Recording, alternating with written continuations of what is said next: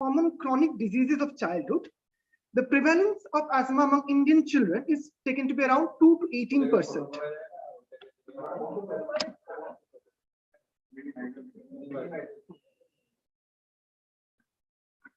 Now, the diagnosis of asthma and the management of asthma is beyond the scope of my presentation today. But the crux of diagnosis of asthma is reversibility of the airway obstruction, documented by spirometry through a 12% increase in FEV1 following bronchodilator therapy, or more than 20% decline following methacholine challenge test. But such objective assessment is often difficult in children less than 5 years of age who are unable to perform spirometry. And for them, our diagnosis relies mostly on history and clinical examination. But in a busy office practice, this is often a lost art. And as a result, any child who's presenting to us with cough and wheeze is given some kind of a bronchodilator therapy. If the child responds well and good, if not, there's a lot of head scratching. And herein lies the skill of the pediatrician in differentiating between true asthma and an asthma mimic. Now, what is the rationale of my presentation? Why am I presenting this case? I couldn't find any study from India per se, but a study was done in the Netherlands, which was published in the British Journal of Practical Practices in 2018. They retrospectively analyzed children who have been treated for asthma, and it was found, surprisingly, that only 16.1% of these children had true asthma, and 53.5%, that is more than half of these children, were being overdiagnosed and overtreated. So what are the common masqueraders of asthma? They can broadly be divided into the extrathoracic ones and the intrathoracic ones. Among the extrathoracic, we may have some upper respiratory causes like rhinosinusitis, viral URTI, obesity, miscellaneous causes like psychological or vocal cord dysfunction. Now, this is a very busy and scary looking slide, but it's actually quite simple. Mainly the intrathoracic causes can be structural, like ciliary dyskinesia, pardon the printing error, not biliary, ciliary, cystic fibrosis. Among the lower respiratory tract causes, there can be proximal airway causes like Laryngomalacia, papillomatosis, or distal airway causes like bronchiolitis, ABPA, Chuck-Strauss syndrome. And there can be some miscellaneous causes like congestive heart failure and foreign body. Certain causes which are mentioned in the slide like COPD, lymphangioma, or metastatic carcinoid, though they can mimic asthma, but they're not commonly encountered in pediatric populations, so I've put a cross through. So when to suspect that I'm dealing with an asthma mimic? If the age of onset is less than 1 year, especially if the history of cough dates back to very early infancy. If there's unremitting cough, usually asthma cough is intermittent nocturnal. Unremitting cough is very unlikely in asthma. If there's a wet, productive cough, sudden onset breathlessness in a child who has no previous history of asthma or any family history of atopy, if there's stridor, if this is the importance of physical examination, if we find clubbing, that's the red flag sign. If there is failure to thrive, recurrent fever, or abnormal chest X-ray. Now, chest X-ray is not one of the routine investigations needed for diagnosis of asthma, but as we will find in subsequent cases, the chest X-ray often provides invaluable clues in weeding out the asthma mimics. Before I proceed further, I would like to thank Dr. Apurva Ghosh, Dr. P.P. Giri, and Dr. Parthapratim Haldar, because the slide photos and the videos I'm going to show, I don't know whether I'll be able to show the videos, they have been provided by them. The first case. A 1 year, 3-month-old healthy boy with history of nocturnal cough and wheeze, chest X-ray normal. Now, this is the usual presentation of asthma. There will be some amount of history of nocturnal cough. On examination, wheezing would be seen. Chest X-ray may be normal or slight hyperinflation. So this boy was given MDI therapy, but there was no response. Now, when a child who is receiving MDI therapy is not responding, there are a few things we need to ask. Whether the diagnosis is correct, whether the dosage is correct, whether the technique is correct, whether the compliance is good, and whether we're dealing with any comorbidities. Over here, we found that the compliance, dosage, and technique were okay. So we revisited the history, and it was found that the cough starts immediately after lying down in bed. Now, this is the important clue, because asthma cough, though nocturnal, usually happens after the child falls asleep or in early hours. A cough which starts immediately on lying down can be because of postnasal discharge or gastroesophageal reflux disorder, and this was indeed a case of GERD. GERD can be both asthma mimic as well as a comorbidity in case of asthma. And this we all know, these are the investigations which we have to do, which we can do if we want to confirm a case of gastroesophageal reflux disease. Second case, a 3-year-old healthy boy presented with history of cough and wheeze for the last 7 months. Again, no improvement with MDI therapy. So we recommended a chest X-ray. This was a chest X. We can see on the right side is hyperinflation with lack of absence of bronchovascular marking. Bronchoscopy was done, which revealed a foreign body, which in this case was a peanut. Now, what is the importance of this is, first thing, foreign bodies in case of pediatric population can be vegetative, like peanuts, and they're often missed in the X-ray. So the very initial X-rays may be absolutely normal for this child. These children may or may not have a choking episode. Not all children with foreign body aspiration give you choking episode, so that is not an important negative history. Third thing, these foreign bodies can be mobile. They can get dislodged from one bronchus and go impact another bronchus, so the X-ray findings can change. And fourth thing is, this is one of the few conditions in pediatrics where expiratory film is also needed. Like inspiratory, expiratory, both films are needed if you are suspecting foreign body aspiration. Third case, a 5-year-old child with history of spasmodic cough for 2 months associated with vomiting. There was history of fever and ARI symptoms 2.5 months back. Now, whenever such children present to us, usually we ask for immunization record. It was found for this baby, the baby had received only the birth dose vaccines, BCG, OPV, and Hep B. No other vaccines were given. On examination, conjunctival hemorrhage was found, and SPPCR confirmed this to be pertussis, which was masquerading asthma. A 2-year, 3-month-old female presented with recurrent episodes of cough and wheeze for last 1 year. There was no improvement with MDI despite adequate compliance. This girl had 2 episodes of hospitalization. On examination, we found that this girl was having significant amount of pallor. So when we evaluated the previous hospital records, it was found that this girl was having persistent iron deficiency anemia. A chest X-ray was done. HRCT showed diffuse alveolar exudate, and gastric lavage revealed hemosiderin-laden macrophages. So this was a case of pulmonary hemosiderosis. Now, pulmonary hemosiderosis is a diagnosis of exclusion. If you encounter a child who is having repeated asthma-like symptoms, which is not relieving MDI, and there is significant pallor, do keep it in one of your differentials. This was a case report which was published about idiopathic pulmonary hemosiderosis, which was diagnosed as allergic asthma. And over here also they concluded the symptoms can mimic asthma attacks. A 12-year-old female presented with severe bouts of cough for 6 months, not responding to MDI. The episodes were mostly during the day, especially when the girl was at school. There was no nocturnal cough. Physical examination and chest X-ray findings were normal. Since it's a 12-year-old girl, we stopped the bronchodilator. We tried spirometry. Let's see if this plays. No, this is not playing. Let me see if I can play it from the desktop.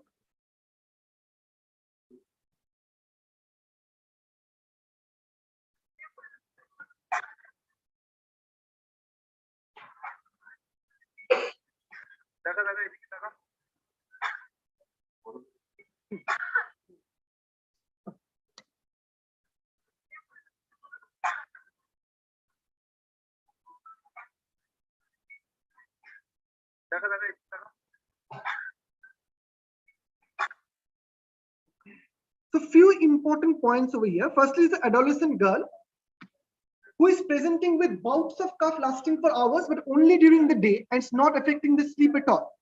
Physical examination, chest X-ray, spirometry is normal. So this, in all probability, is a case of psychogenic cough or habit cough. Now, why I included this in the presentation is because to emphasize on the point that just because a symptom is psychosomatic does not make it trivial.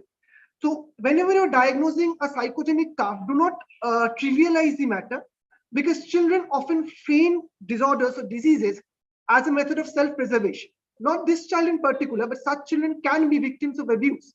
There could be physical abuse in the form of bullying at school. There could be emotional abuse in the form of a younger sibling getting more attention.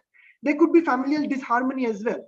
So it's very important to go to the root cause of the disease, to counsel the parents and the child separately. Because if you just let go of this child, they will go from pillar to post expecting a miracle cure. They will not get the cure and will not relieve the child. So please do not trivialize psychosomatic symptoms. An 11-month-old boy was rushed to the ER with respiratory distress. There was history of open heart surgery. The resident in the emergency found that the boy was having tachypnea with chest wall retraction and noisy breathing. Now, this is very common in our emergency. Whenever we see there is some amount of respiratory distress with tachypnea and chest indrawing, as a knee-jerk reaction, we give salbutamol nebulization. So this baby was given back-to-back salbutamol nebulization. But there was paradoxical worsening. Now, again, I try to go to my videos.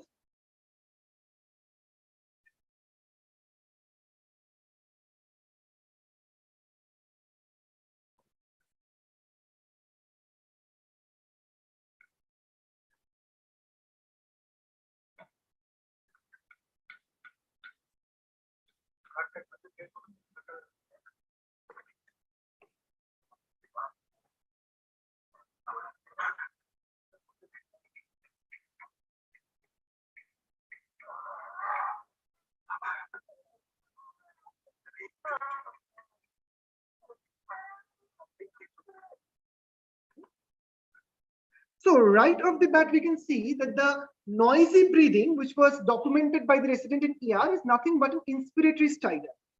And if you look at the baby carefully, we would notice that the retractions, the chest wall retractions, were mostly suprasternal and substernal with no intercostal retraction.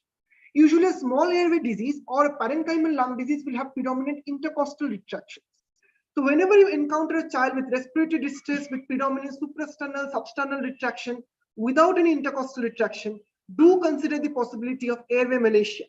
Now, for the first years, why there was paradoxical worsening with salbutamol? Now, basically, the larger airways like trachea and bronchus, they are maintained by C-shaped rings of cartilage, which maintain the patency of the lumen.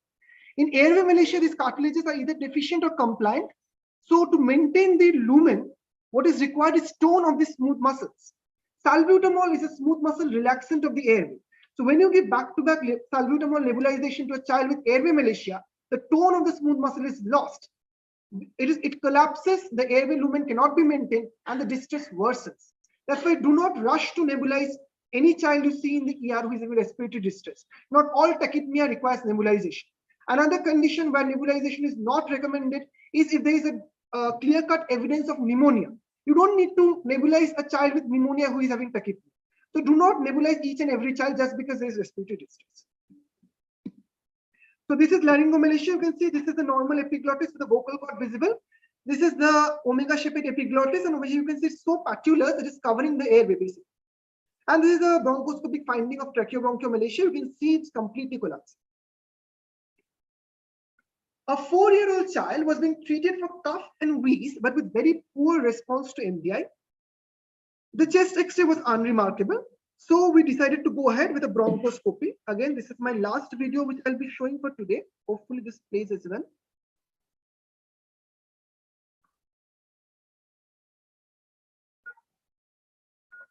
This is the laryngeal inlet, and you can see there is this vesicular opalescent pearly white structures, right? In front of the laryngeal inlet, right?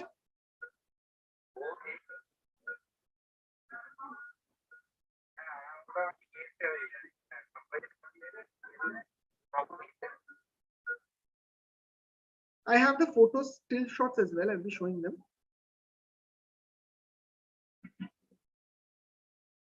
So this you can see, this is the laryngeal inlet, and these are the vesicular structures present in the laryngeal inlet. This is nothing but a case of juvenile laryngeal papillomatosis masquerading as asthma. This is caused by the human papilloma virus. Treatment is mostly surgical excision, but the recurrence rate can be quite high.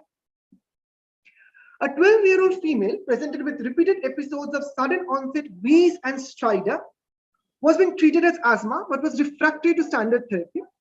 Chest X-ray was unremarkable. Because it was a 12-year-old girl, we were able to stop bronchodilator and do a spirometry. Interestingly, in the spirometry, we found that there was flattening of the inspiratory loop. The significance of this I'll explain shortly. A bronchoscopy was done, which explains the diagnosis of vocal cord dysfunction. Now, what is vocal cord dysfunction? Normally, your vocal cords will abduct or open up when you try to inspire. Now, in vocal cord dysfunction, there are these paroxysmal events where the vocal cord paradoxically closes during inspiration, partially or completely, and accordingly, you can get either a wheeze or a stridor. Now, the gold standard of diagnosis is, of course, bronchoscopy, but it's a bit of opportunistic test because the paroxysmal event, when you're performing the bronchoscopy, you may not be able to see it. This doesn't happen at that particular moment.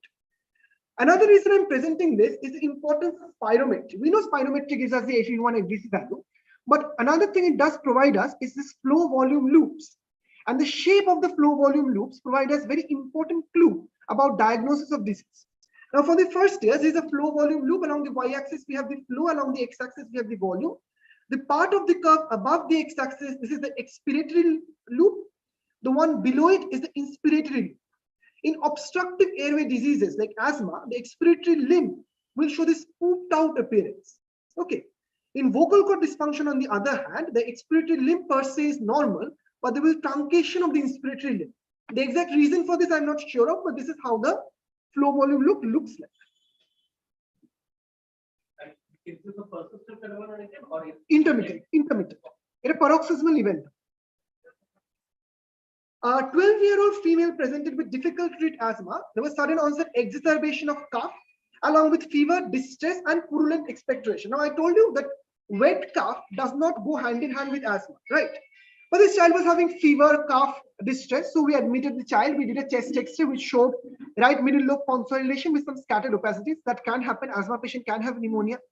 But interestingly, the CBC showed a eosinophil count of 1200 per cubic millimeter. Seeing this, CT scan was ordered. This I have taken from the internet. I didn't get any photo from our record. There was central bronchiectasis along with segmental and subsegmental collapse. Aspergillus fumigatus antigen skin prick test was done, which showed this typical wheel and flare response. And a bronchoscopy showed this thick, tenacious, purulent secretions in the airway. So this was nothing but a case of allergic bronchopulmonary aspergillosis masquerading as asthma. And has to be remembered that nearly 5% of difficult to treat asthmas turn out to be ABPA. So whenever you find a very refractory asthma, refractory standard therapy, do entertain the possibility of ABPA. And this is one of the cases where performing an HRCT thorax is mandated in a patient with difficult to treat asthma. Cystic fibrosis also, yes. A 10-year-old male presented with recurrent wheeze. The chest X-ray showed mottling, but there was no microbiological evidence of tuberculosis. Some physicians somewhere started the child on AT therapy, seeing the X-ray, but there was no significant improvement. Again, a spirometry was done, which revealed there was some small airway obstruction. This was the X-ray. Now, if you notice, you will find upper lobes are not significantly affected. It's mostly the middle and lower lobes, right? So HRCT thorax was advised. And this showed micronodular calcification located in the subpleural region around the perivascular bundle and the perilobar areas. This is a case of pulmonary alveolar microlithiasis. Now, what is this condition? Now, we know the alveoli of the lung contain two types of alveolar cells, type 1 and type 2. Type 2 alveolar cells produces surfactants which contain phospholipid. When these phospholipids break down, they release inorganic phosphate that needs to be extruded out of the alveoli. That is performed by sodium phosphate symport channels present in the type 2 alveolar cells. Now, this is an autosomal recessive condition where there is mutation of genes which synthesize these channels. Because the channels are defective, the inorganic phosphate cannot be extruded out of the alveoli. They accumulate inside the alveoli where they combine with calcium to form these calcium phosphate deposits, which get accumulated over here. Often these children do not manifest clinically. It's often that they discovered through incidental radiological evaluation. Most diagnoses will happen before the age of 40.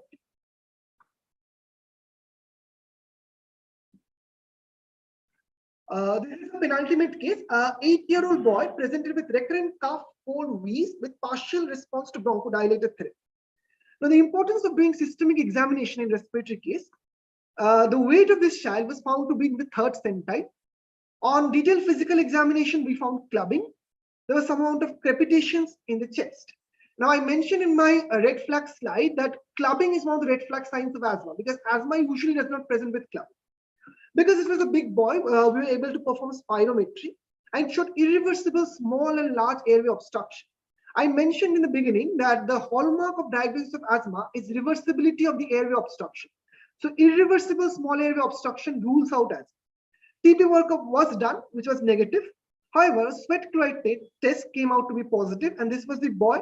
The HRCT thorax showed bronchiectatic changes, and this was the case of cystic fibrosis, which was being managed as asthma.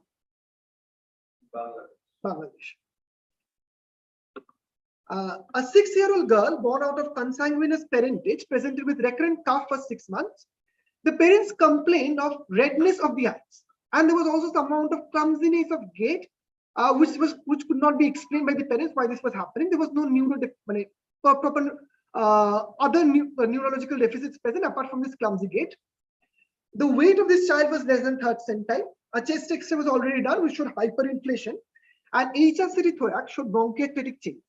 Again, this case also shows us the importance of examining other systems when you're evaluating a case of respiratory distress. The redness of the eye was actually telangiectasia, and the clumsiness of gait which the parents were complaining was nothing but ataxia. So this was a case of ataxia telangiectasia with bronchiectatic changes being treated as asthma.